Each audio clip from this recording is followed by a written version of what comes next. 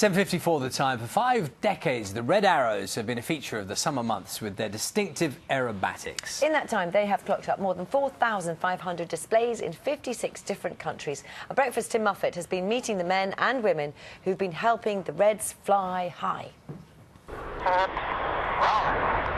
Their motto is éclat, French for brilliance. And when flying at speeds of up to 600 miles an hour, sometimes just 6 feet apart, yes, brilliance is a must. Squadron leader Mike Ling is known as Red 10, a former Red Arrows pilot who now supervises every display and practice session such as this. There are a number of criteria that Red Arrows pilots must fulfil before they can apply to join the team. They must have completed at least one frontline operational tour, and they have to have completed around 1,500 hours of fast jet flying, and then the team will choose 2 or 3 pilots for each display season. The famous RAF Black Arrows aerobatic team has given its last display. The RAF once had many different display teams, including this one, the Black Arrows. But 50 years ago, the decision was made to have just one. The Red Arrow team gave a tremendous performance. Its remit to boost RAF recruitment and to showcase Britain at its best. At first, the Red Arrows flew the Folland Gnat.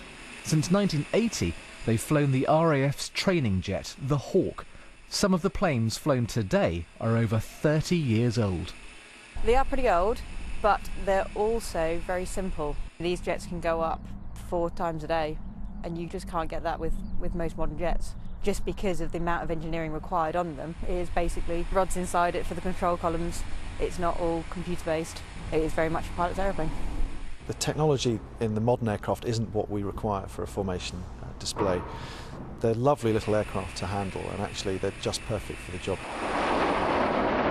Smoke is an important part of a Red Arrows display, but it doesn't just look nice. The pilots use it to judge the distance between each other and also to assess the wind speed and direction.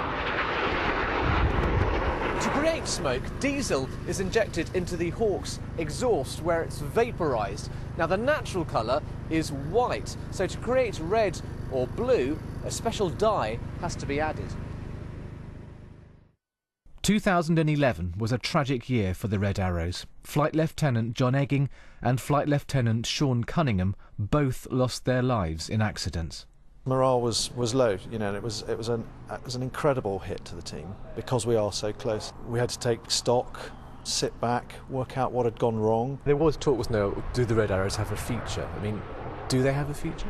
Absolutely. We've had nothing but messages of gratitude and just willingness from the general public that we continue as we do. 50 years old they may be, but their impact is as strong as ever. The Red Arrows have many more crowds to thrill. Tim Muffet, BBC News. They are fabulous and will be live with the Red Arrows a little bit later. Right now, let's get the news travel.